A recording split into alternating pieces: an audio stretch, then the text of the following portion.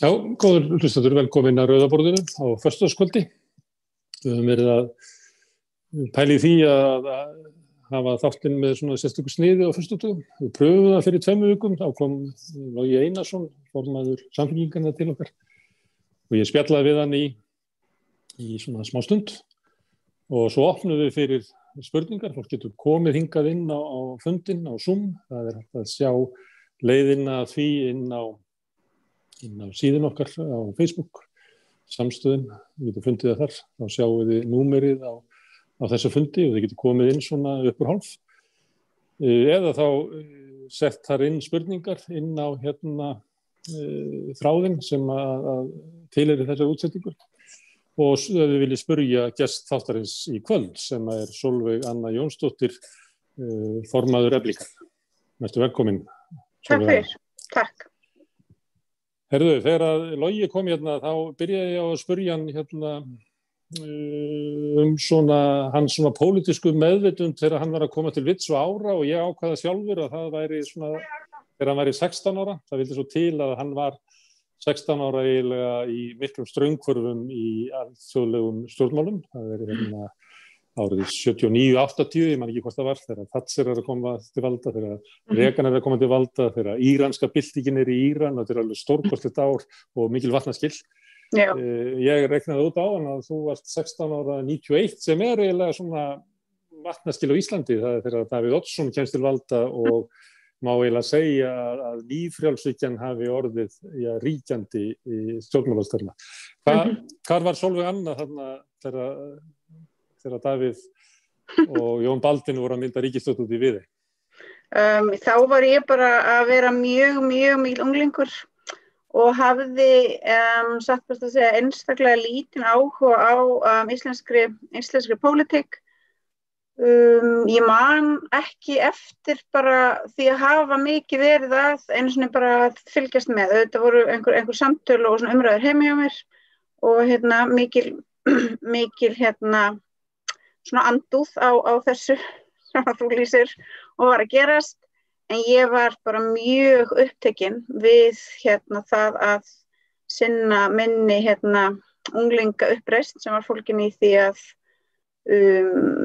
vera sem minnst heima og sem mest út á lífinu, en ég var engu að síður auðvitað hélt mjög svona fast í minn svona sósíalíska bakgrunn og það breyttist ekkert. Ég var þá eins og ég er núna mjög róttæk, en bara gaf mér engan tíma til þess að vera eitthvað að velta fyrir mér þessum málum.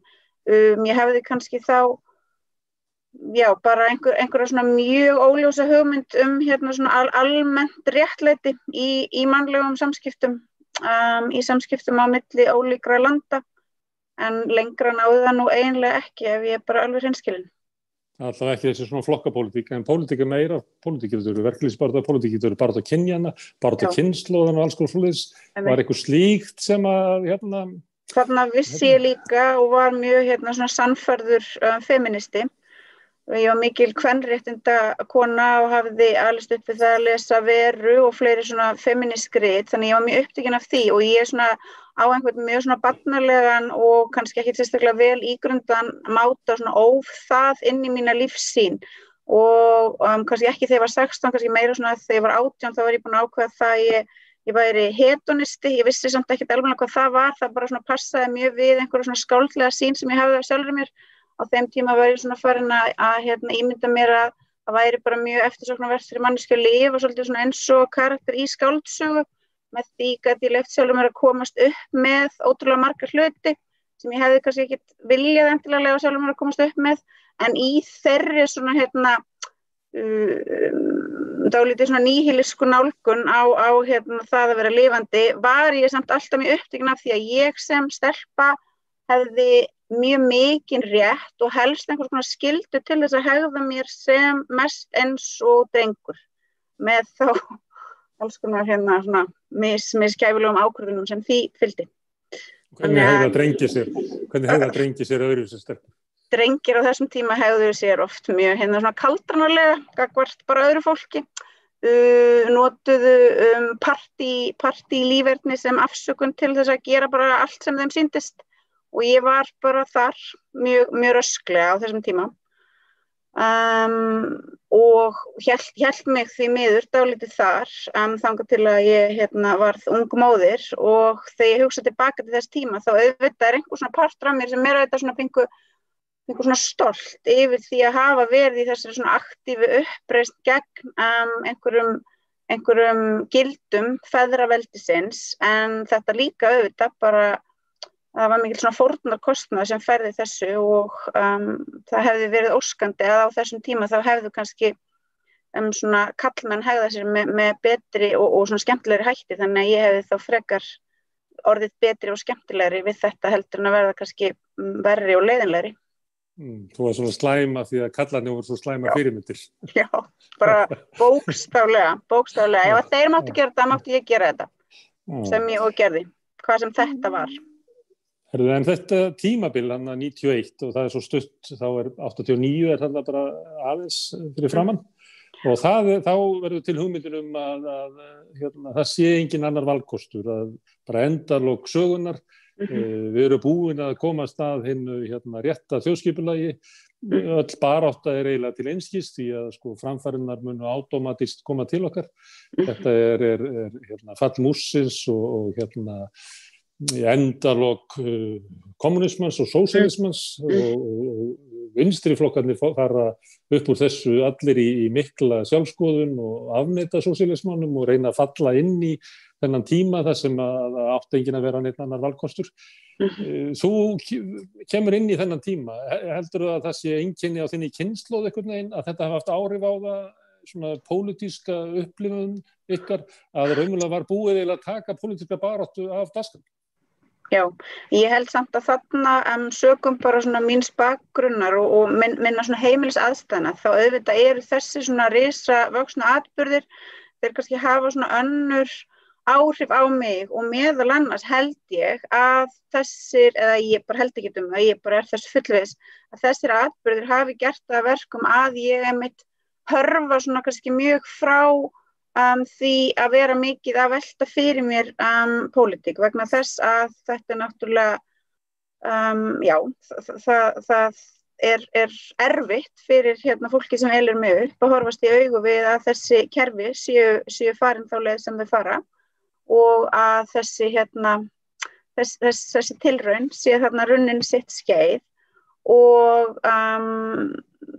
ég man svo ég bara sé bara mjög bara hreinskilin með það þá náttúrulega auðvitað bara frá því að ég er svona 12 ára þá það bara mjög erfitt oft fyrir mig að vera dóttir kommunista og ég verð alveg fyrir svona, ég myndi nú ekki segja einelti en ég verð alveg oft fyrir bara töluverðu aðkasti það verið svona konfrontera mig yfir hlutum sem að ég auðvitað bara á erfitt með að svara og svo framvegis þannig að það líka partur af því að á þessum tíma þar sem við hefjum þá þessa sögu þennan 16 ára aldur þá ég bara svona kannski búin að líka svona internalisera það að mér langi bara ekkert endilega að vera á þessum stað af því að því fylgir kannski ekkert endilega neitt sérstaklega svona góðar tilfinningar fyrir mig eða skemmtilegar umræður þannig að þú veist þarna bara ég auðvitað bara mjög ung og mikið barn þrátt fyrir það finnast ég samt vera líka mjög svona töff unglingur og kannski líka bara orðin mjög fælin gagnvart þessu og hef mögulega dálítið ómeðvitað verið bara búin að taka ákvörðun ég ætli bara ekki að láta að ég ætli svona ekki að engagea í pólitískum umræðum þegar ég tók þátt í pólitískum umræðum þá var það við fólk sem ég bara svona treysti mjög vel en annars þá var ég bara ekkert að því og hafði engan áhuga. Ég man ekki eftir því að hafa nokkru sinni verið eitthvað að hugsa mér að ég hefði áhuga á því að taka þátt í einhverju ungliðastarfi af því að þrátt fyrir allt þá var ég það voru bara svo ótrúlega fáir sem að mig langaði til þess að ræða þessi mál við og ég sá bara ekki fyrir mér að það væri einhver svona hópur þar sem ég og mínar skoðanir væru endilega eitthvað svona sérstaklega velkomnar. Og var það þannig að þegar fólk vissi hverja manna þú varst að það svona hnussaði í því eins og pabbiðinn frægur kommunisti væri bara eiginlega svona hálf skrítinn. Já, það var bara oft þannig að það kannski hnussaði ekki en það fylgdu því, það gat fylgt því og ég bara ítreka það var ekki, það var ekki gróft og það var ekki, það var ekkert endilega eitthvað sérstaklega erfitt. Svona góðlátlegt eins og hann væri bara eitthvað skrítinn. Nei, það var oft bara ekkert mjög góðlátlegt, það var oft meira bara eitthvað svona mjög brútal bara sko og svo ég bara segi eina svona litla anekdótu sem að auðvitað ég get ekkert fært neinar sönnur á en hef þó fengið svona staðfesta frá vinkonu að þegar ég byrja að ganga til press og tek það ákvörðun ég ætli sannarlega að fermast þrátt fyrir ég hafi verið alin upp hjá trúlýsingjum þá það Ólafur Skúlason sem þá prestur og hann ég bara fullyrði það, hann hafi bara sýnt mér bara mjög mikinn dónaskap, hann var mjög bara kaldur og bara, já, sýndi mér bara tölverða andúð sem að var þó til þess að ég hætti við að fermast sem að auðvitað gladdi mína aðstandendur og sjálfa mig bara síðar meir og auðvitað var það náttúrulega rétt ákvörðunin en ég bara treysti mig til þess að fullyrða að það hafi bara verið vegna þess að hann vissi hverra manni ég var og bara þoldi ekki að þessi kommunista ungi væri þarna eitthvað að hafa stigið fram og spyrja einhverja spurninga. Þannig að hann eiginlega með framferðið sinna hrakti mig þarna í burtu sko. Leyfið börnunum að koma til mín nema börnum kommunistana. Akkurat, já, en þú veist hvaða barn hefði svo vilja koma til hans þannig að bara þetta var ágætt að ég fór. Nú getur þakka fyrir það. Já. Herðu, þú sagðir að það hafi verið orðið ung móðir, hversu ung? Ég var, sonur minn fæddur í mars og ég á afmæli í maí, þannig ég var 22 ára þegar hann fæddist. Og það árið 1997, þannig að þá erum við komin þarna, það var blertíminn, hafinn eða við það svona að hefjast, sá svona næsti kafli og Bill Clinton auðvitað búinn að vera forseti í Bandaríkjunum, þannig að þessi svona þriðja leið og sú nálgun öll auðvitað bara blómstrar og ég hafði ávallt mikla svona óbeit á þeirri stefnu og mér fannst hún alltaf vera mjög ég veit ekki, ég hafði enga svona sérstaklega djúpa eða greindarlega analýsu á því en það var alltaf ég fann einhvern svona þef þar sem að ég kunni ekki við en samt ennþá á þessum tíma ég svona fremur svona bara detached svo ég sletti frá þessu sem að gerast og en þarna bara mjög upptekin af sjálfri mér og svona minni tilveru og unglingsárin voru svona ég notaði þau ekkert endilega neitt svona sérstaklega vel oft notaði ég þau mjög illa þannig að ég á þessum tímapunkti þannig að fara inn í það að verða fullorðin manneskja með svona kannski svona ýmsar svona byrðar með mér sem ég mjög viljug til þess að losna undan og mér þakklátt bara fyrir það að þegar sonur minn fæðist þá lít ég svolítið á það og það ger ég mjög meðvitað sem svona nýtt upphaf í mínu lífi og mjög svona sannfærðum að ég ætli að nýta mér það mjög vel og mjög svona sem kannski hæfir þessum tíma sem ræðir mjög persónu og svona einstaklingsmiðið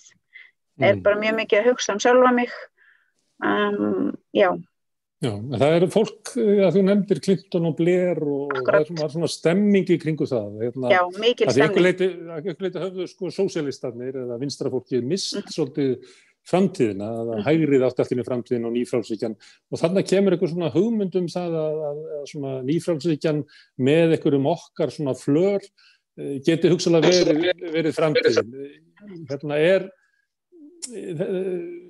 hérna heima þá tengir maður þetta svona við röskukynslóðina sem að hafði svona sameinaðist einhvern veginn í háskólapólitíkinni, hafði svo mikil áhrif inn í R-listan og síðan inn í aðdragandann og stofnun samfélkingarnar. Þetta fólk sem á líku rekja þú eða þetta svona aðeins eldra fólk eða þekkirðu það? Ég bara veit ekki. Ég bara algjörlega ómenntuð manneskja og þarna hef ég bara ekkert komið nálægt neinu skólalífi. Þannig að bara ekkert að fylgjast með því en ég studdi R-listan, ég man bara vel eftir því að hafa farið og kosið hann og hafa fagnað því að hann komst til valda, hafa fagnað því að valdatíma íhaldsins væri lokið og hafa trúað alveg á svona umbóta stefnu R-listans og ég naut náttúrulega góðs af þess sem ung móðir að til dæmis umbóta stefna í leikskólamálum fór af stað og ég einmitt var nógu svona ég veit ekki, þú veist það var nógu svona mikil völlur á mér að ég pantaði tíma hjá borgarfulltrúa og fór niður í Ráðhús vegna þess að þá var sonur minn hafði verið hjá dagmömmu, hún var að hætta og hann átti þá að fara til annarrar dagmömmu áður en hann fengi leikskólapláss og ég fór og sagði að ég hefði kosið R-listan og allt fólki í kringum mig, meðal annars vegna þessa málaflokks og það verið mannréttindabrot á mér og syni mínum ef hann ætti að fara til annarrar dagmömmu og svo í leikskóla og ég krefðist þess að það yrði fundið fyrir hann pláss og það bar árangur. Ég veit að hér hvort hann var að fara að fá pláss en ég allavega trúði þá að þetta hefði borið árangur. Þannig að þarna vissulega var ég að taka þátt og trúa á eitthvað svona umbótaverkefni en auðvitað var það kannski fyrst og fremst vegna þess að á þeim tíma voru allar vinstri manneskjur frá svona miðju og yfir í vinstri bara svo ótrúlega fegnar að vera að losna við íhaldið. Ok. Þú heldur þig frá stjórnmálum. Algjörlega. Þau kveiki ekki í þér. Hvenær kveiktu þið í þér? Já, sko, en á þessum tíma ég samt alltaf, þú veist, hef ég svona áhuga á heimsmálum og kannski fylgist ekki af einhverjum svona nörd áhuga með en veit þó svona yfirleitt nokkuð hvað er að gerast og svo framvegis. Og náttúrulega ávallt mjög svona heit í mínum svona antiimperialisma og því. En raunverulega gerist ekkert, ég verð ekki fyrir neinni pólitískri vakningu fyrir en að ég hef búið í Bandaríkjunum í svona einhver tíma, ekkert mjög langan og fæ þá bara einhverja svona mjög djúpa löngun sem að bara fæðist inn í sjálfur mér til þess að fara að skilja samfélagi sem ég bý í, til þess að leyfa ekki einhvern veginn sjálfur mér að komast upp með það að vita mjög lítið og mjög svona yfirborðskennt. Þá kemur bara þessi svona löngun sem að væntanlega bara fylgir því að verða sannarlega fullorðin manneskja að þú viljir geta svona fótaði aðeins í hvað þér finnst, að þú segir ekki lengur að mér bara finnst það af því að mér var einhvern tímann sagt það eða ég las einhvern tímann eitthvað. Þannig að það gerist og það gerist. Hvenær ertu í Bandaríkjunum? Ég flytti Bandaríkjana sumarið 2000 og þetta auðvitað gerist vegna þess að þarna George W. Bush kosinn forseti og þannig að það auðvitað ég hef mikla óbeit á honum og öllu því sem hann stendur fyrir og svo svo falla tvíburaturnarnir og öll svo hörmung sem ekki sér enn fyrir endan á fer af stað og mér bregður mjög og ég á mjög svona skýra minningu þegar að fyrstu loftárásirnar á Bagdad hefjast í man að fram að þeim tíma þá var ég ennþá svo mikið barn að ég trúði því svona af alveg öllu hjarta að eitthvað sem að héti alþjóðasamfélag myndi ná að stöðva það sem var að gerast. Og ennþá ég man bara eftir þess að ég sit og ég að horfa á sjónvarp og ég sit svona alveg svona fremst á sófaborðinu og svona stara á skjáinn og það ekki fyrr en svona eldglæringarnar birtast að ég svona átta mig á því að bara þetta bara búið að gerast og þetta verður ekki aftur tekið. Og þarna í mínum huga bara einhver svona hræðilegur glæpur þegar búin að á sér stað og ég veit að ótrúlega miklar þjáningar óumflýjanlega muni fylgja í kjölfarið og ég verð svona mjög harmi lostin og í svona kjölfar þessa þá fer ég svona smám saman að upplifa það sem bara svona, já, bara siðferðilega frekar en pólitíska skyldu mína að fylgjast með. Þannig að ég kannski á þessum tímapunkti frekar knúin áfram af einhverjum svona gildum inn í mér frekar en einhverju svona markvissri pólitískri nálgun. En svo auðvitað dýpkar hún og þannig að svona mín siðferðilega nálgun á þetta sem kannski mjög svona barnaleg, hún blandast mínum svona antiimperialíska grunni og ég fer svona að skoða þetta með svona aðeins skýrari og dýpri hætti. En starfarðu eitthvað í Bandaríkjunum, í einhverjum svona félagskap eða einhverju baráttu? Ég Þú ert ennþá svona bara úlfurinn að leita eða svona skilja heiminn, ferðast og ert að leita að svona skilningi á svona persónulegan hátt, kannski bara eins og skáld að skoða heiminn. Jú, ég á náttúrulega 2 lítil börn sem ég mjög upptekin af að sinna og það veitir mér mjög miklu ánægju og ég mjög bara upptekin af því að vera einhvern veginn með þeim.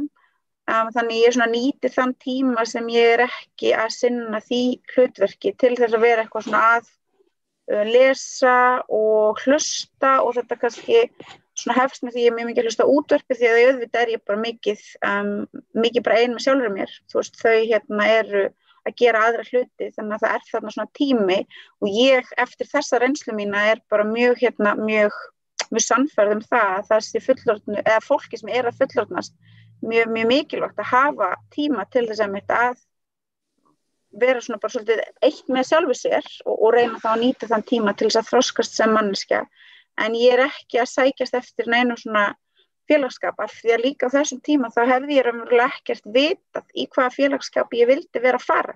Ég var ekki komin með neitt svona einhvern grunn. Þú veist, hvað ég, eftir hverju ég að sækjast, hvernig myndi ég vilja breyta hlutunum, ég bara mjög á einhverjum svona lærdómsstað, þannig að kannski meir frekar bara eins og eitthvað svona, þetta svona sjálfsskólun, frekar heldur en að ég sé einhverju dýpra. Hreyfstu af einhverju í bandarísku samfélagi? Hvað segirðu? Hreyfstu af einhverju í bandarísku samfélagi? Hreyfst ég? Já. Já, ég hreyfst auðvitað af bara... Það er svo stórt og mikið og þú ert að koma á litla þorpinu? Þegar ég fer til þess að átta mig á því hvað Bandaríkin ótrúlega stóra og merkilega sögu barnfólks að það litla sem okkur hefur eitthvað svona sem eitthvað svona mainstream á Íslandi, þú veist, einhver örfáar manneskjur sem að, þú veist, eins og Martin Luther King og þetta Malcolm X, einhver svona risastór nöfn, sem allir vita hverjir eru, það bara risastór saga af bara svona ótrúlega markvissri, radikala baráttu fólk sem að bara voru miklar og stórkostlegar hetjur og þegar ég svona fyrir átta mig á því, þá náttúrulega hrifst ég mjög af því og fatta eða byrja svona að fatta hvað Bandaríkin eru stórt samfélag andstæðuna og hvað ótrúlegar andstæður rúmast þarna inn í þessu samfélagi.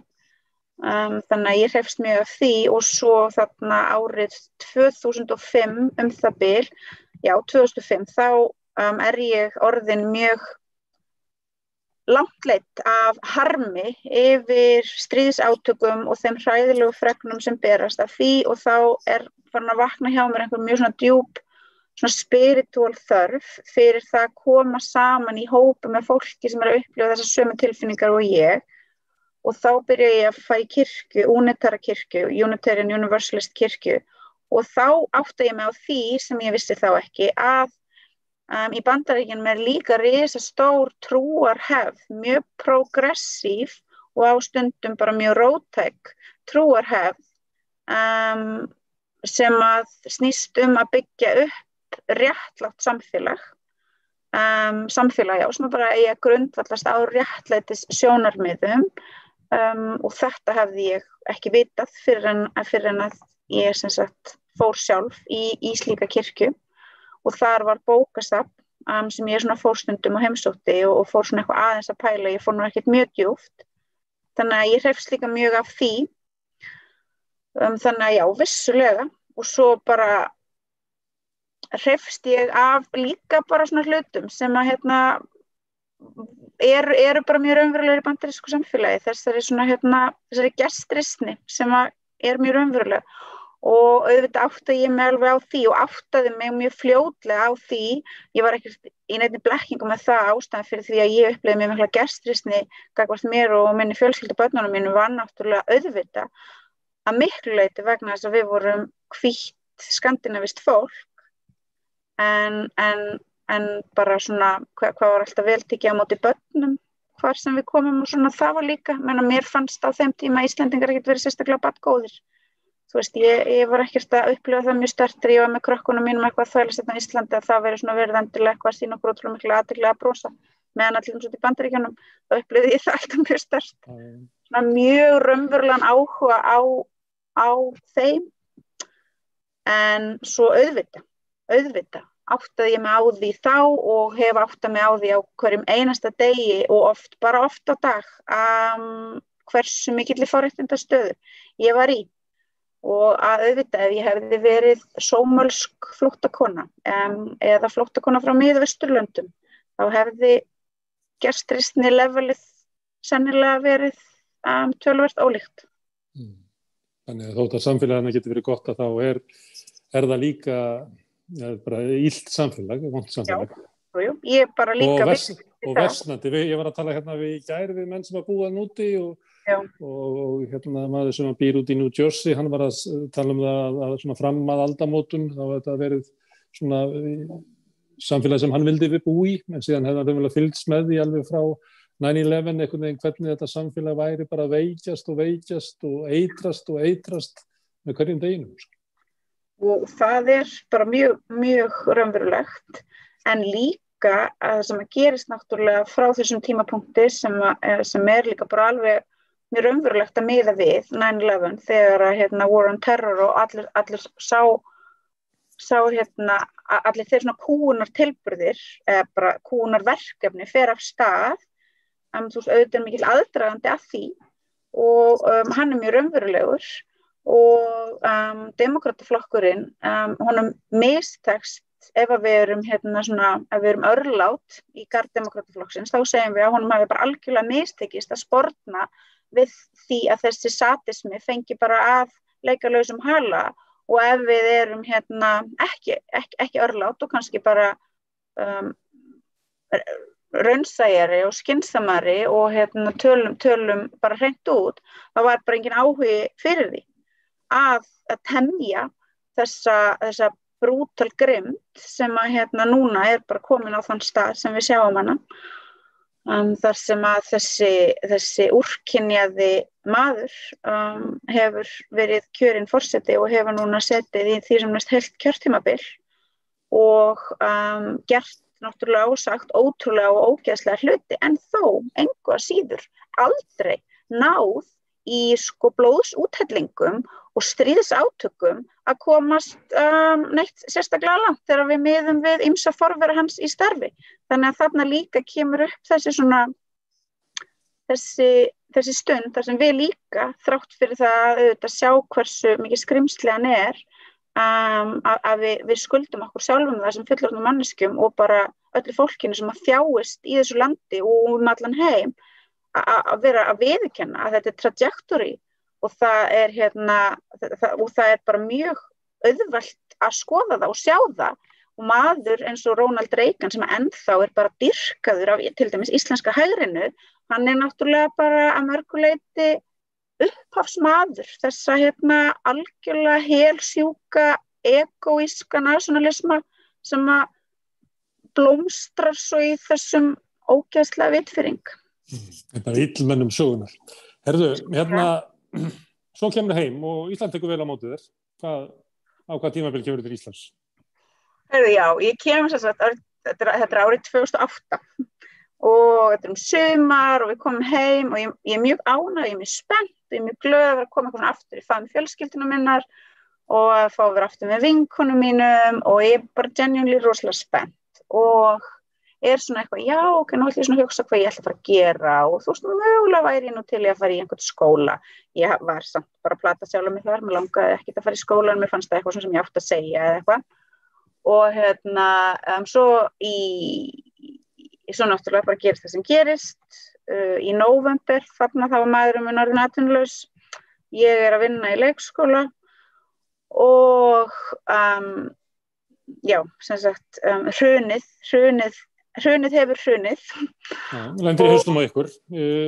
Annarlega. Ungum hjónum með 2 börn.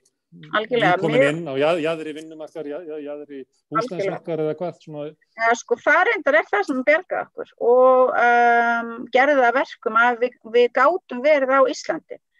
þó að oft á tíðum þá hafi ég nú verið komin mjög langt með það að segja bara fuck it, við getum ekki verið hérna lengur og ég bara meik ekki að lifa svona, skulum bara fara og reyna að vera einhvers staðar annars staðar.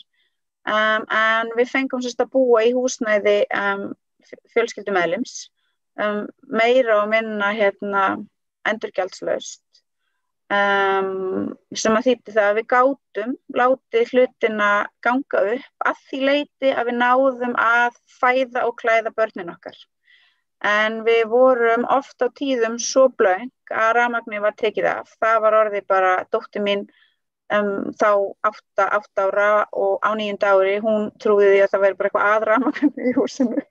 Vegna þess að því miður þá bara gerðist það nógu oft að hún kom heim á skólanum og fekk að hringja í mig og ég hringdi manni minn og öskraði á hann og sagði hann ætti að fucking borga því það gengi ekki að barnið væri að koma heim.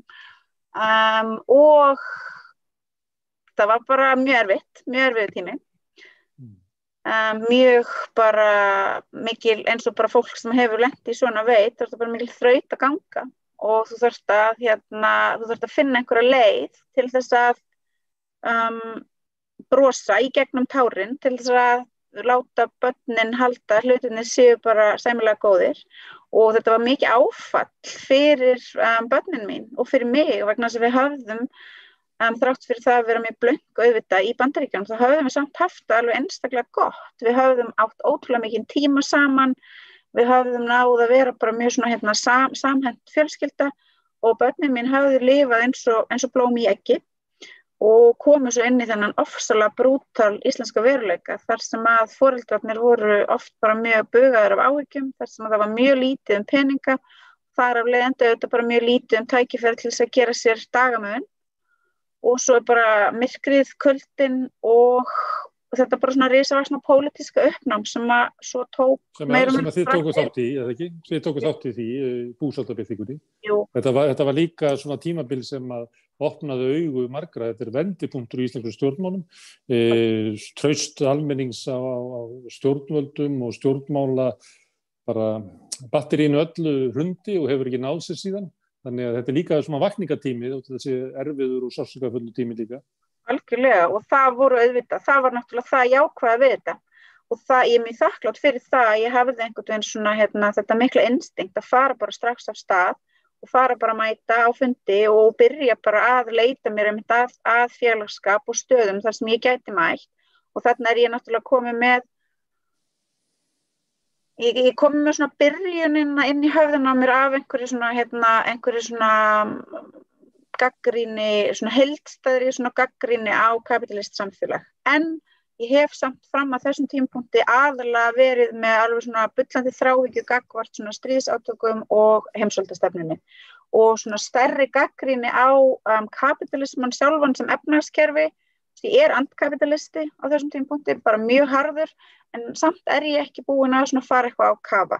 En svo gerist þetta og þá tek ég mjög svona intensíft lærdómsferli, bara svona sem tekur alveg mörg ár, þar sem að ég kynnist fólki, tala við það og jafnframt bara fer svona sjálf í það að reyna að átta mig á því, hvað hefur gerst, hverjar orsakirnar eru, og svo framvegis og ég kynnist fólki og eignast vini sem eru svona tilbúnir til þess að aðstoða mig í þessari fróðleiksfýst, meðal annars maður sem heitir Bjarni Guðbjörnsson sem reynist mér ótrúlega vel og Gamall maður úr fylkingunni, trottskíisti úr fylkingunni. Já, og við stofnum Attack saman. Hann var aðalkennari mín þegar ég var 14 ára, ég veit ekki hvort ég hef sagt þetta eitthvað. Nei, ég vissi ekki, en hann alltaf þarna reynist mér ótrúlega. Hann fræddi mig kommunisma, hann mátti það ekki inn á skólalóðinni, þannig að hann labbaði út af skólalóðinni, fór í vasan, setti svona rauða stjörnu í leðujakkann sinn, og svo gengum við hring eftir hring í kringum fellaskóla og hann fræddi mig kommunisma. Þannig að hann velgjörðamaður okkar beggja. Hann mikill velgjörður maður, það er bara frábært og hann sendir mér efni og ég bara er bara dugleg, ég er bara dugleg í skólanum, dugleg að lesa og eyði bara alveg ótrúlegum tíma í að bara og teka þetta verkefni rosalega alvarlega, þessa svona sjálfsfræðslu og upplifi aftur þetta sem ég hafði upplifað þarna fyrir í Bandaríkjunum, að þarna þetta sé þetta bara mín skylda sem fullorðna manneskju að nota þetta tækifæri og sökkva mér, en svo auðvitað bara er ég, þú veist, þannig kemur líka bara svona þessi svona nörd áhugi og bara, já, nörd áhugin kemur sterkur inn, en þarna verði ég líka ákveð ég að ég vilji líka verða bara alvöru aktivisti, ég ætli ekki bara að sitja heima og lesa, vegna þess að það skilji á endanum engu og slíkt fólk sé bara pingu að svindla. Þannig að maður eigi líka, að maður verði að fara og hitta og tala og svo verði manneskja eitthvað að gera. Þannig ég mjög svona, ég vil líka gera eitthvað. Þannig að sófakomin reis upp úr sófanum og út á götu. Algjörlega, bara, og vildi bara helst vera þar. Og einu svona sorglegasta stund í mínu fullorðinslífi eftir að búsáhaldabyltingin hefur svona kúlminerað þarna í janúar og ríkisstjórnin þá fallin.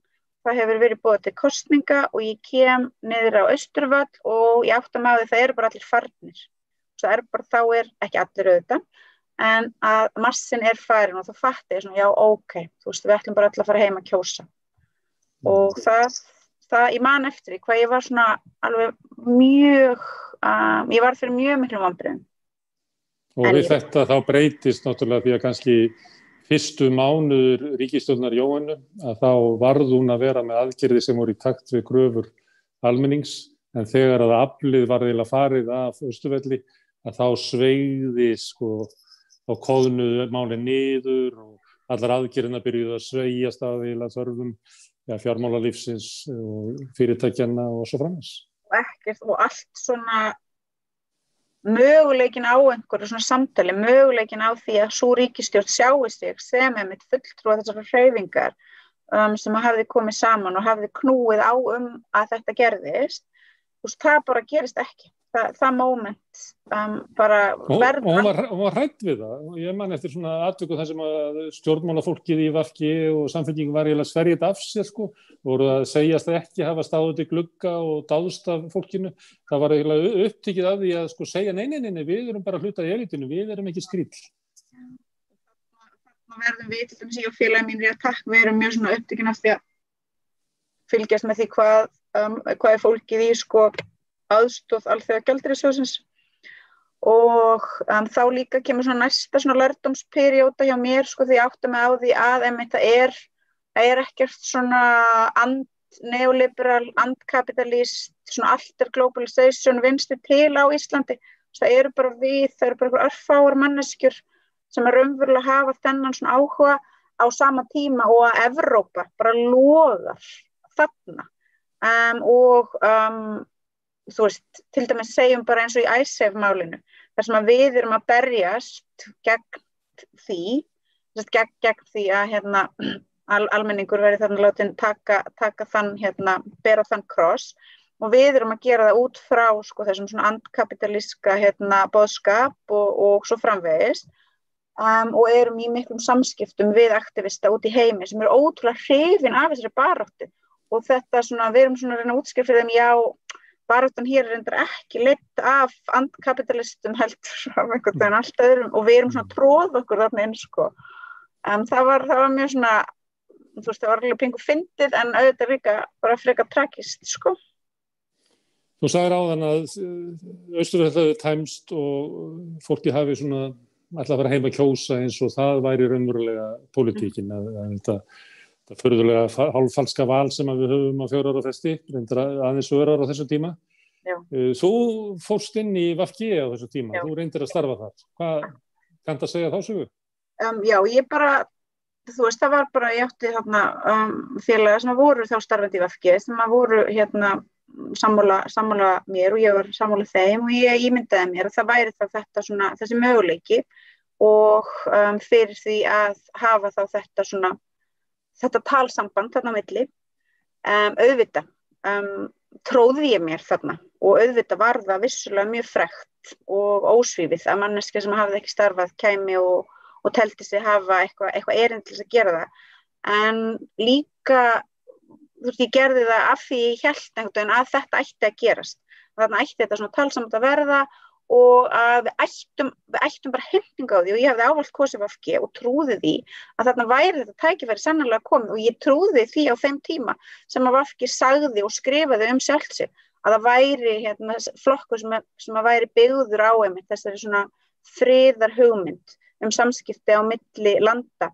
og fólks sem að væru ekki byggð á kúgun og hernaðarafli Bandaríkjanna heldur einhverju öðru að þetta væri flokkur sem að tryði raunverulega á efnahagslegt réttlæti og svo framvegis og þess vegna trúði ég því að þetta væri gullið tækifæri til þess að láta þessi svona þessi hugmyndir sem að kæma svona þessum ranni virkilega komast í gegn. Ég meina VG var þarna bara hafði fengið þessa ótrúlegu kosningu og svo framvegis og fullt af mjög róttæku fólki sem að fór og kaus flokkinn af því að það trúði því að tækifæri væri þarna komið.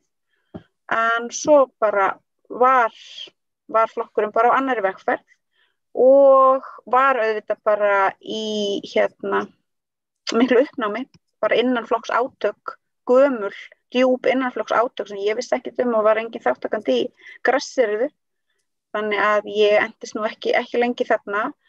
Má ég aðeins spyrja, því að þú nefndir þarna að það hefur verið fáir kannski sem að voru svona róttækir sem að voru að berjast til dæmis í ISAF og þekkjum það svo sem úr sögunni mér frá 8. áratugnum þar sem að svona róttækari hluti vinstrisins var aldrei hluti af svona stofnanaflokkunum.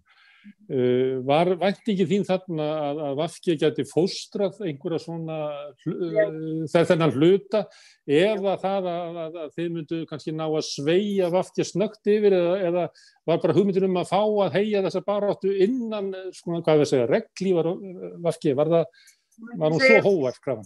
Inn í mínu huga þá var þetta hvoru tveggja. Og bara aftur segið, þú veist, að þarna ég náttúrulega ásamt mínum félögum mjög upptekin af því að hér sé alþjóðagjaldeyrissjóðurinn kominn og að það sé verið að og það sé sjúkla ólýðræðisleg stofnun, saga hennar sé bara þannig að allt sæmilega normal og skynsamt fólk eigi bara að vera gríðarlega hrætt og að það skipti mjög, mjög miklu máli að það sé aðkoma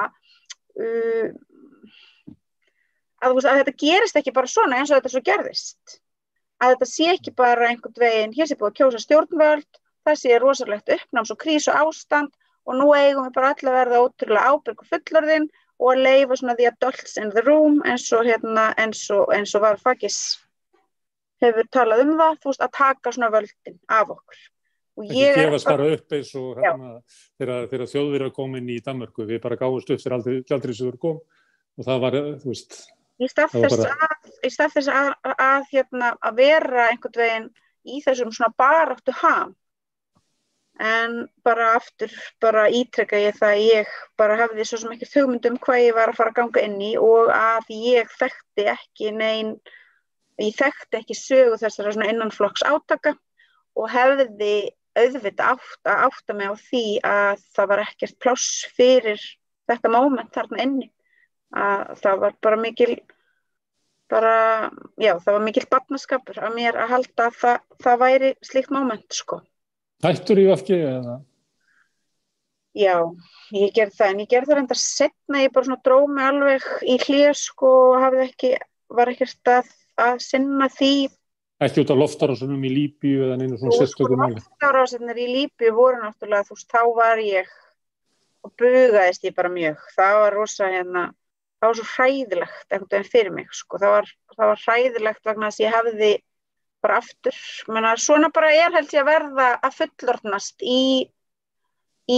á þessum tímapunkti í mannkynssögunni, undir svona, þegar svona kapitalismin og ástandi sem við erum komin inn í eins og það og þetta bara svona, þetta svona einhver svona áfallasaga, þú ert alltaf bara að verða fyrir einhver svona nýju, þú ert bara kýld og þú ert bara eitthvað svona holy shit, ég bjóst ekki við þessu og svo ert að standa upp aftur og svo kemur aftur og ert kýld og þú ert aftur og þú þarft samt alltaf að standa upp og þú þarft alltaf svona að, ok, þú veist, mér illt og ég marinn og ég að grenja og mér líður það lilla, en þú veist, svo hættir því og svo auðvitað verður svona kaldari og harðari og svona brynjar þig fyrir þessu, en þessi, sko, og ég ennþá, það er fátt sem gerir mig jafn sko trítilóða og betra og viðbjóð sem að við tókum þátt í, sem að þessi vinstri stjórn leyfði sér að taka þátt í gagnvart Líbíu og hugsaði þér, það berast fregnir af því núna með reglulegu millibili og nú síðast bara fyrir það bil viku síðan 45 manneskjur drukkna, börn og fullorðnir undan ströndum Líbíu og ég var alveg ennþá svona móment þar sem ég er að öskra ein í bílnum, þú veist, hvar er fólkið sem að örskamma stund gat ekki talað neitt annað en hvað það ætlaði að frelsa og hjálpa fólkinu í Líbíu. Hvar er það fólk? Hvar er það? Og af hverju hefur það ekki axlað ábyrgð á því að taka þátt í þessari svívirðu? Af hverju hefur það ekki beðist afsökunar?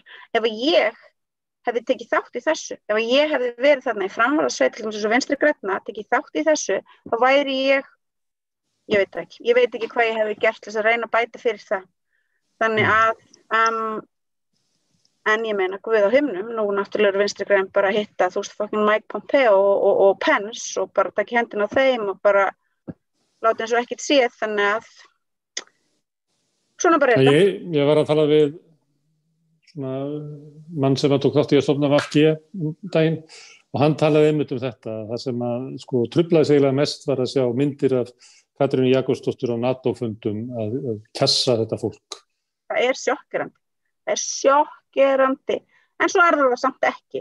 Þannig að þú veist, svo er þetta alltaf þetta svona moment af því að þú veist, það er líka þessi svona stund í þessum þessari katastrófu sem nútíminn það sem að já, partur er sjokkeraður og hinn parturinn er hlæjandi, þegar við erum alltaf einhvern veginn svona, hérna er ég að gráta en hérna er ég að hlæja.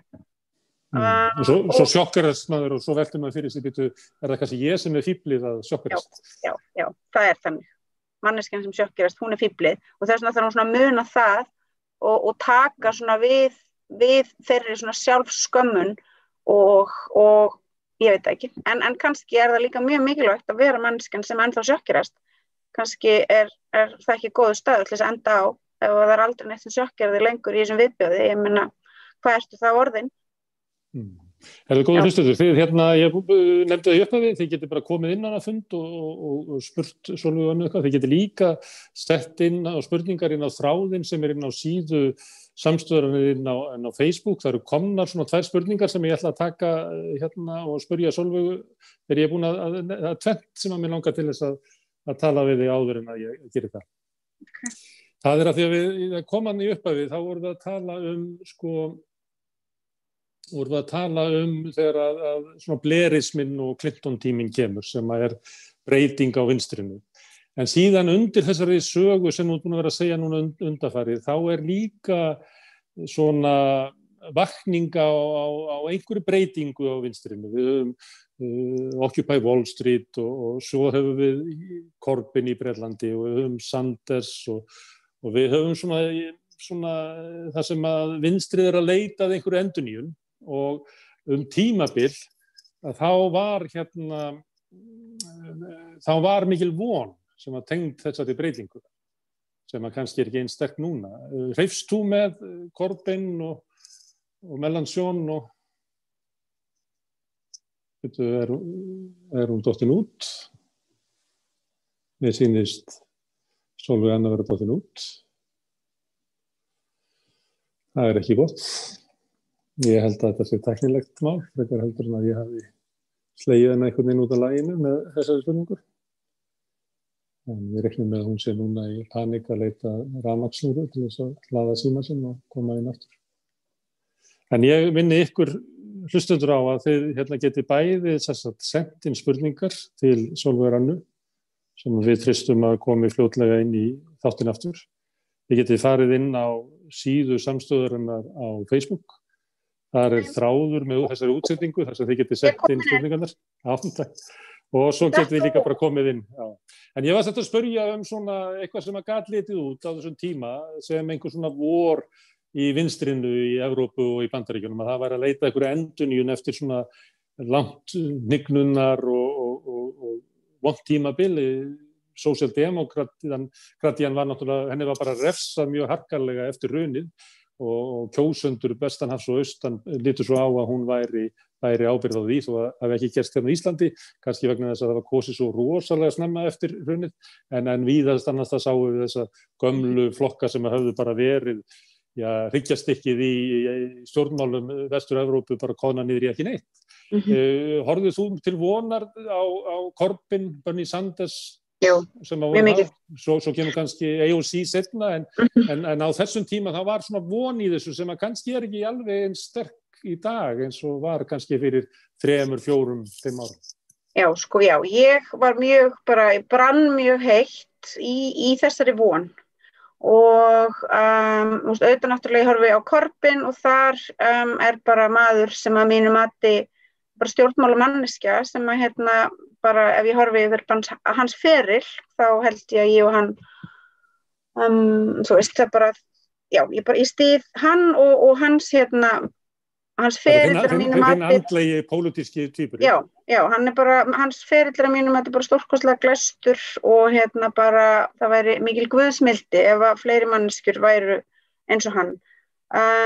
Svo fyllist ég náttúrulega greiðlega svona áhuga og í örvæntingu minni bara fyrir hönd alþýðunnar í Bandaríkjunum þú veist verði mikil svona Bernie bro eins og það var svo kallað þú veist ég held svo mikið með þeim og ég trúi svo mikið á það og ég geri það svona vissuleiti ennþá þrátt fyrir að auðvitað demokrataflokkurinn gerir bara það sem hann gerir að bara the donor class og the owner class bara tryggi það að brjálæðingar eins og Bernie Sanders og fólki í kringum hann komist ekkert lengra þá ég samt sannfærð það að svo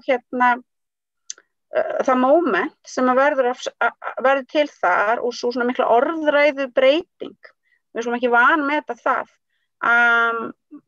orðræðu breytinguna sem á sér stað þar sem að hann nær að komast inn í mainstreamið með sinn svona talsmáta og sínar áherslur ég held að við séum ekki búin að lifa þá stund að við getum eitthvað sagt þú veist þetta var allt til einskis bara alls ekki ég bara held að við þá sem teljum okkur teljum okkur til alþýðunnar eigum eftir að sjá þessa hreyfingu nálengra. Okkar tími mun koma þetta eiginlega út að segja það. Já, ég bara held þessi hreyfing, hún bara komin til að vera vegna þess að hvað? Það er ekkert alternativ. Það þetta helvitis Margaret Thatcher slogan, there is no alternative. Nú erum við komin á þann tíma, there is no alternative. Annarkvort erum við bara, sættum við okkur við það að mannæturnar komi bara að sækja okkur og börnin okkar og éta okkur bara og ætlum ekki hvað að gera neitt í því, eða við erum bara svo sannfærð það að við verðum einhvern veginn að stíga fram og breyta hlutunum að við munum gera það og ég trúi því bara og ég er sannfærð að það mun gerast og núna til dæmis bara hvet ég fólk sem eitthvað svona fylgjast með stjórnmálum í Bandaríkjunum að láta ekki draga sig inn í þetta ógeðslega svona dualistic fucking bullshit þar sem annars við erum eitthvað svona Trump svín og hins vegar eitthvað svona Biden okkar maður sko Kamala Harris og Biden sko þetta tsunami náttúrulega bara komið af stað og þau munu bara þeikjast burt í því og sko í mannkynssögunlegu skilningi þá eru þau þegar orðið bara footnote, bara minnsta footnote í heimi, þau verða gleymd og grafin svona,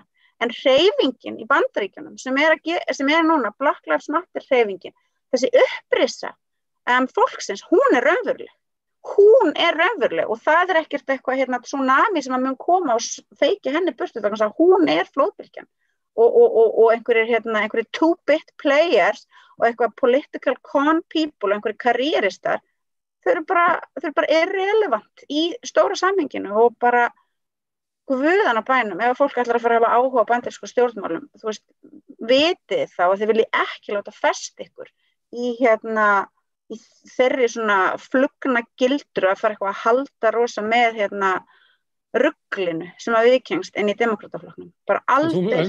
Þú myndir kjósa Biden, ekki? Ef þú ættir að kjósa í nóvember.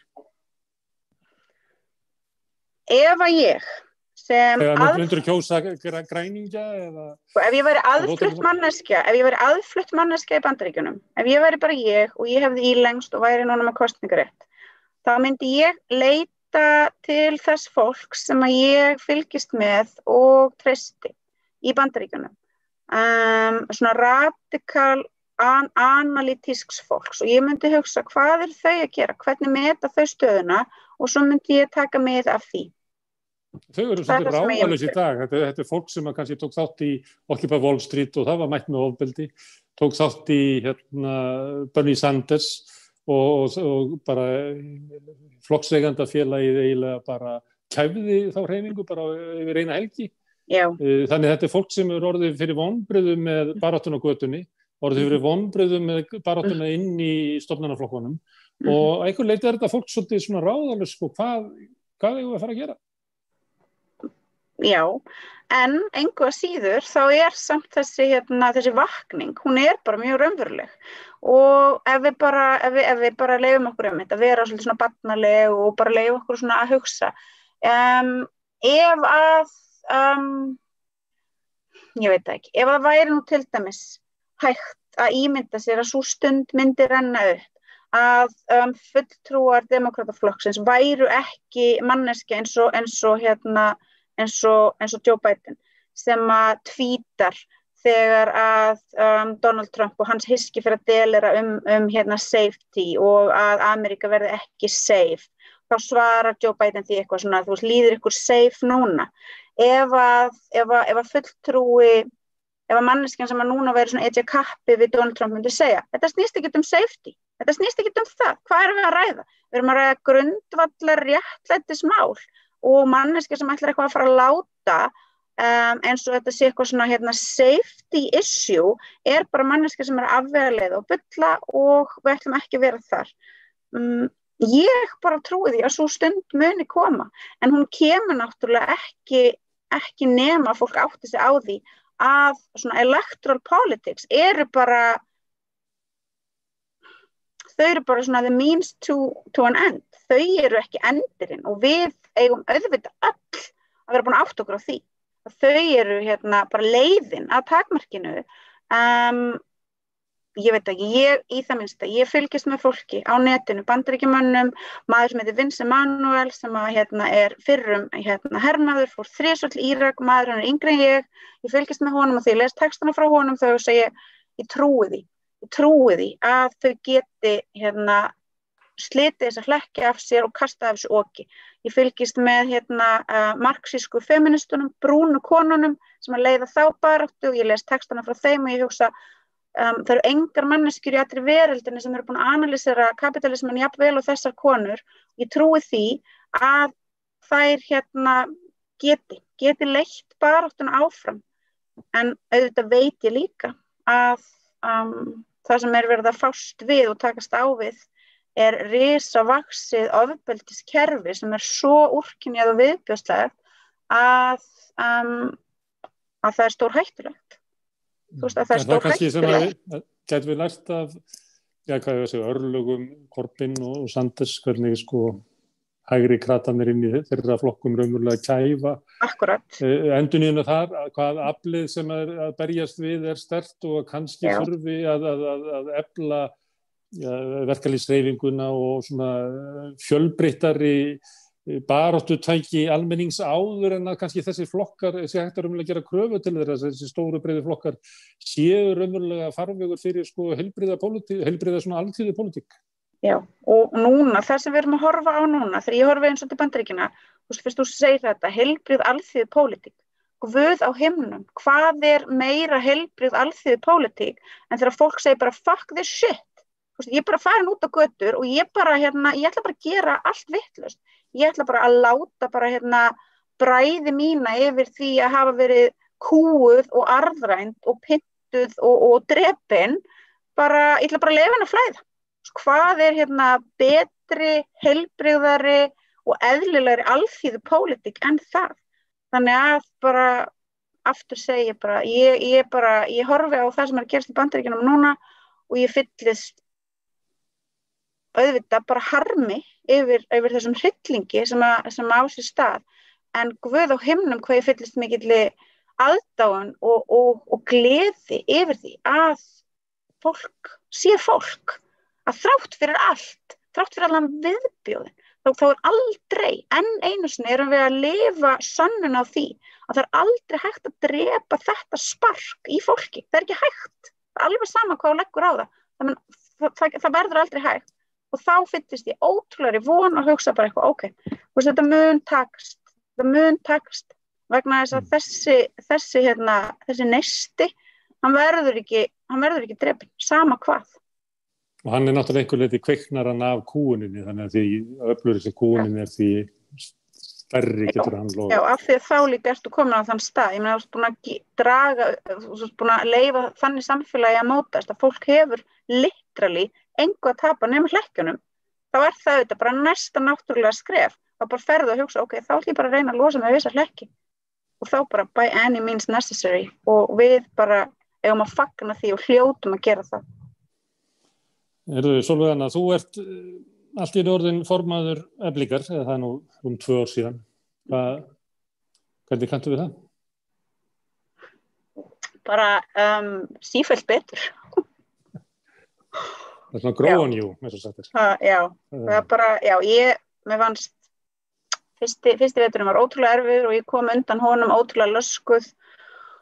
Og fyrsti vetur, það var nú heilt sumar þú tókst við að vori. Já, nei, ég meina sko baráttu vetur sko. Já, þarna sem endaði lífskjara samningsveturinn. Hann var erfiður sko, en síðasti baráttu vetur.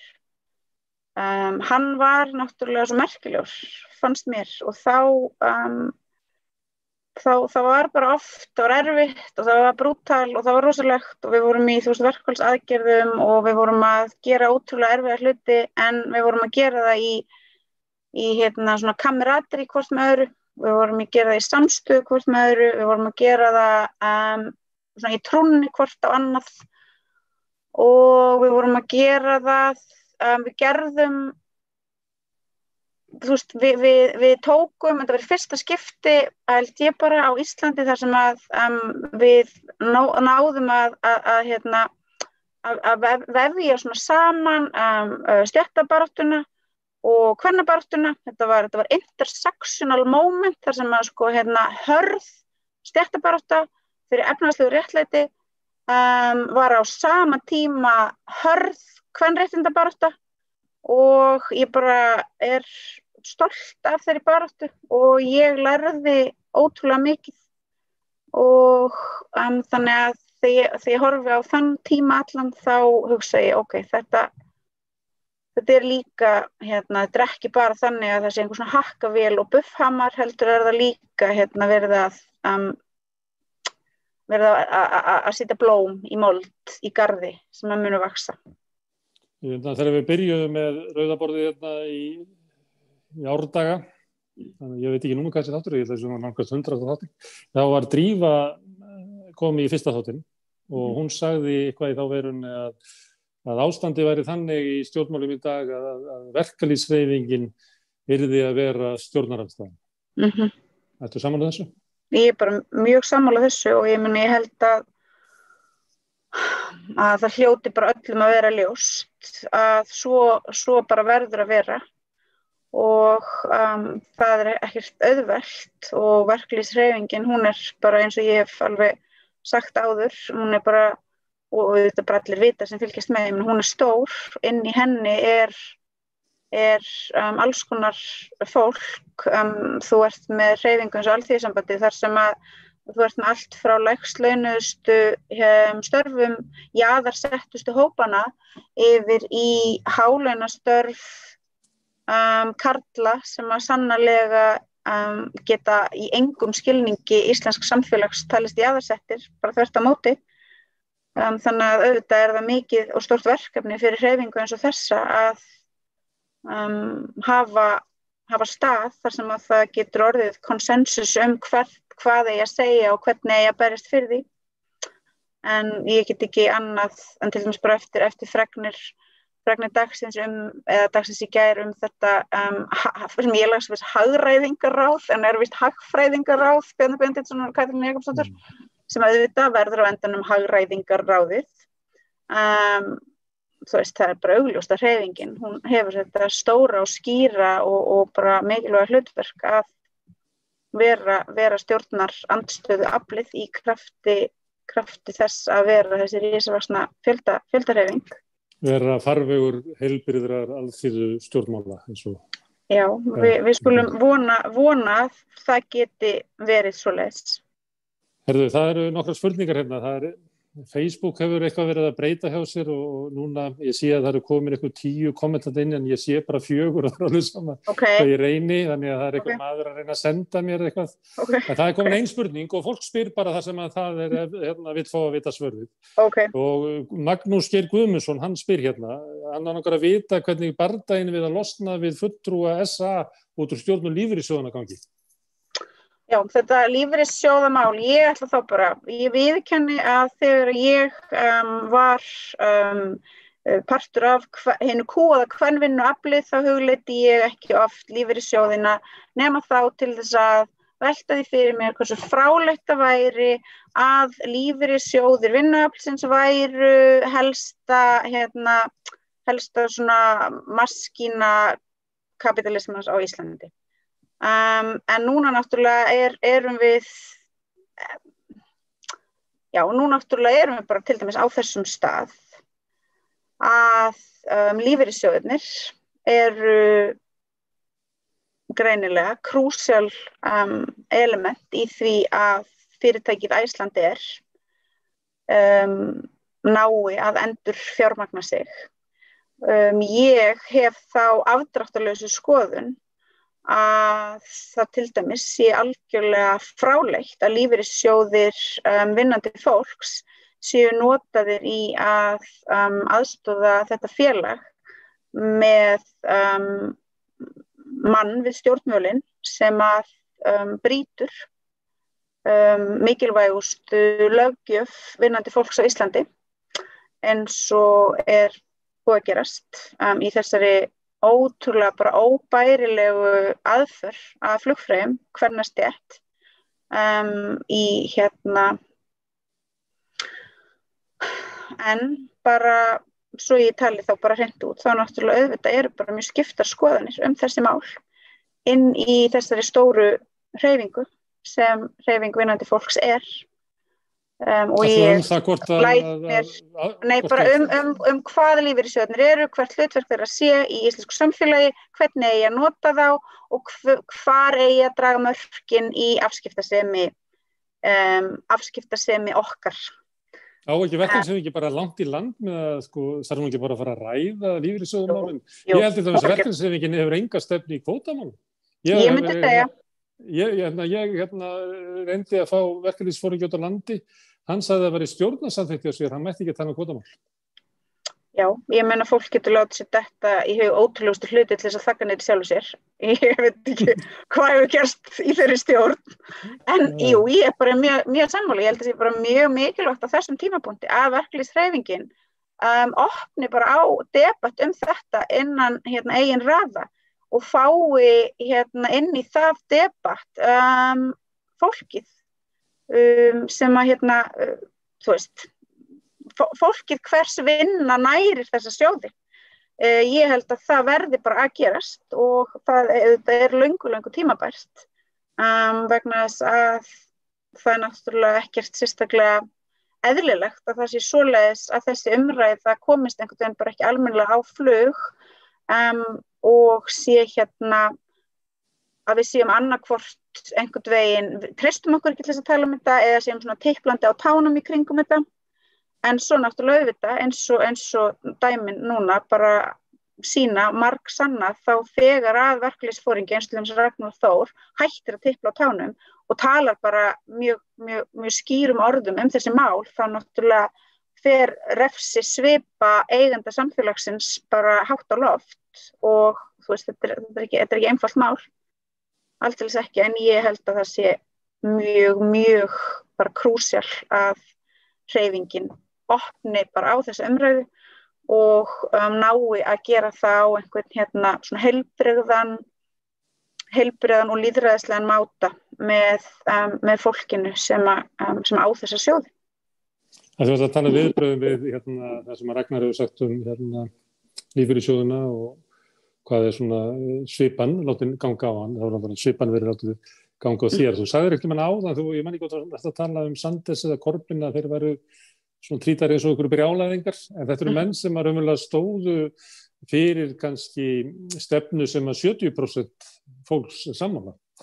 Skattleggja en ríku, það er nú frægt þegar Corbyn setti það að einkavæða lestirnar á stefnuskránna sína og kom allt inn í ljós að 80% Breta voru sammálunum. Það hefði enginn þorað að nefna þetta alveg frá að það væri ekki annar valkostur og mátti ekki nefna það frá 1989. Þú hefur verið sökuð að vera alveg gargandi vittlaus jaðarkona, gasprandi einhverja vitleysu og einhver lítill drengur á Fréttablaðinu sem skrifar leiðara sem látlaust þeirra svona siða þig til, segja hvernig þú átt að hegða þér. Hvað við byrjuðum í samtalinu að tala að þú hafi verið svona töffúlingur og svo þegar að vera að ræða pólitík og pólitík föðis og fyrstu svona að heyra það svolítið, kannski varstu svona töff út af því. Hvað hefur þetta áhrif á þig að það sem tala við því svona eins og sért ekki alveg með full FM, ég skrifa leiðar það bæði í Fréttablaðinu og Morgunblaðinu. Það fer bara já, auðvitað hefur það áhrif og stundum hefur það svona sumt sem hefur verið sagt sem hefur alveg svona virkilega haft áhrif á mig, eins og þegar fyrrum dómsmálaráðherra Björn Bjarnason hefur sagt ég sé gerð út af karlmönnum. Þá erum við farin á einhvern svona stað, það hefur áhrif á mig og ég móðgast sárlega og það verður kölluð strengjabrúða líka, móðgar mig sárlega. En hina svona deleringarnar í fólki sem að sjálft tilheyrir svo miklum jaðarhóp að það náttúrulega gaggalagú að það hafi aðgang að leiðaraplássum í blöðum, það svona meira bara, það svona áhugavert og oft á tíðum bara frekar fyndið, eins og þegar að kona sem heitir Kolbrún skrifar leiðara í Fréttablaðið, hennar svona sérvitringslega sýn á samfélag með þeim hætti að það ótrúlega bara kostulega hlutir sem hún skrifar. Hörður náttúrulega einhvers konar hann bara sannlega ein mesta öfgamanneskja á þessu landi. Til dæmis skrifar hann í leiðara í dag, þá hann að draga upp fara yfir svona stöðuna út af lokununum og COVID og þá einhvern veginn hann að reyna að telja okkur trú það að það sé nú rosa slæmt hvað lokanirnar séu miklar hér og það sé nú miklu minni í Evrópu og þá er maður að hugsa, ok, einhver manneskja á Íslandi sem horfir út í heim og hugsa bara hvað ég vildi óska þess ástand á Íslandi og verið meira eins og þarna út í heimi. Eins og í Flórída kannski. Eins og í Flórída eða bara á Spáni eða í Frakklandi. Einhver sem að hugsa það.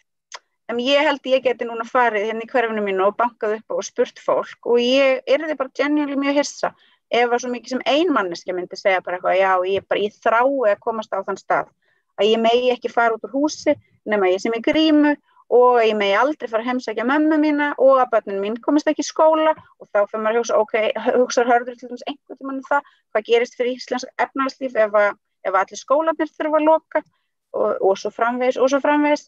Þannig að, já, svo ég fari svona á þann stað sem þú varst að ræða, sumt sem að sagt vissulega, móðgar mig, kannski frekar en það særi mig, sumt særir, en oft á tíðum þá ég bara aðalega að hugsa bara Guð á himnum, hvers konar úrkynjun það að fólk sem að literally skilur ekki mannlegt samfélag skuli halda það sé þess umkomið að vera að lesa mér pistilinn bara sí og æ. Hvers konar bull þetta eiginlega? Hvernig, nefnir þetta eins og Björn Bjarnason og ég man ekki hvort að sagði að hann væri svona málsvari í jaðarskoðun, hann það náttúrulega. Já, hann það. Víetnamstríð, hann stutti Pinochet og hann bara hefur stutt eiginlega allt sem slæmt við íslenskt samfélag og verið á móti öllu sem góðust í íslenskt samfélag.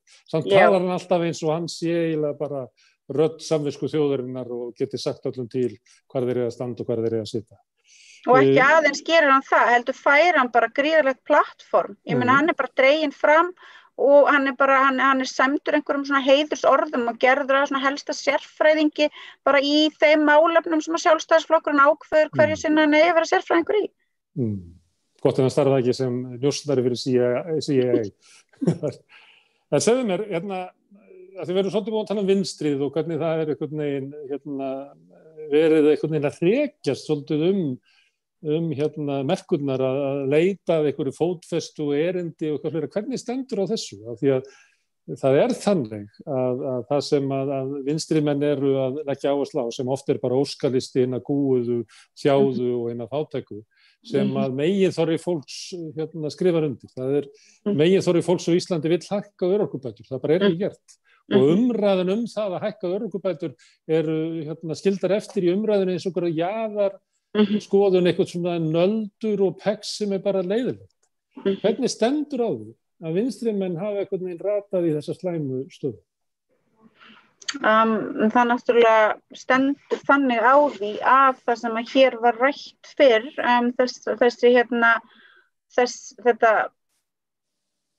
þessi uppgjöf sósíaldemókrata og vinstrisins fyrir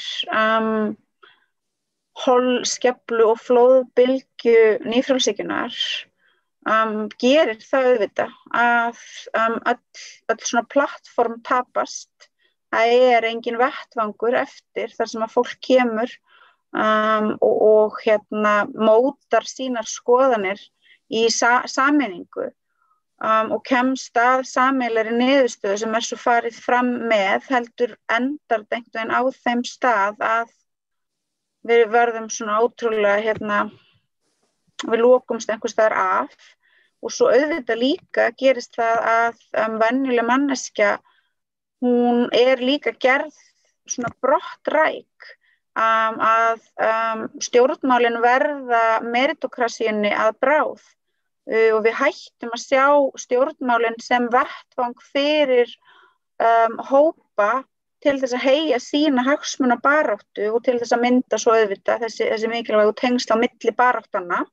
Heldur ákveðum við ákveðum það ekki, heldur gerist það að við svona seljum baráttuna í hendurnar á einhverju fólki sem þá einhvern veginn búið að telja sjálfur sér og öðrum trúum að það sé þá einhvern veginn svona best og hæfast til þess að taka baráttuna. Ég vísa þá aftur í þetta sem að gerðist hjá okkur í Eflingu núna síðasta vetur, þar sem að við einhvern veginn höfnuðum þessari aðferð. Vissulega, leiddi ég þessa baráttu en engu að síður þá vorum við saman í henni og fjöldi annarra steig fram og lýsti sínum aðstæðum og svo framvegis. Þetta náttúrulega þarf að gerast. Við þurfum einmitt. Hvað sagðir á hann? Þú sagðir eitthvað svona heilbrigð alþýðustjórnmál. Það eru heilbrigð alþýðustjórnmál. Það eru heilbrigð alþýðustjórnmál þegar að manneskjan sem að verður fyrir kúuninni stígur fram og leiðir sjálf sína baráttu. En þegar að hún sjálf á sér sitt eigið plattform sem hún stígur upp á og talar af og gerir það óhrædd við hinnar óumflýjanlegu árásir og hinnar óumflýjanlegu ásakanir. En auðvitað mjög erfitt fyrir mannesku sem að hefur náttúrulega aldrei fengið þennan stað til þess að standa og til þess að tala og hefur auðvitað upplifað frá unga aldri oft eins og náttúrulega á við fólk sem að tilheyrir láglauna og verkastétt. Það hefur bara ekki haft neitt pláss til þess að tala og það hefur ekki verið hlustað á það. Heldur hefur því bara verið sagt hvernig hlutin eigi að vera. Því hefur bara verið sagt að halda kjafti og halda fram að vinna og fokka sér. Þannig að við þurfum líka að vera dálítið þolinmóð og vinna bara markvisst í því að láta þetta plattform verða til. En já, það erfitt að vera þolinmóð, en ég held að við þurfum samt að reyna að temja okkur örlitla þolinmæði og einmitt varast að við sjálf svona sérfræði væðum baráttuna. Það sagt að óþolinmæði sósíalista búi til annars vera krata og hins vegar terrorista. Já,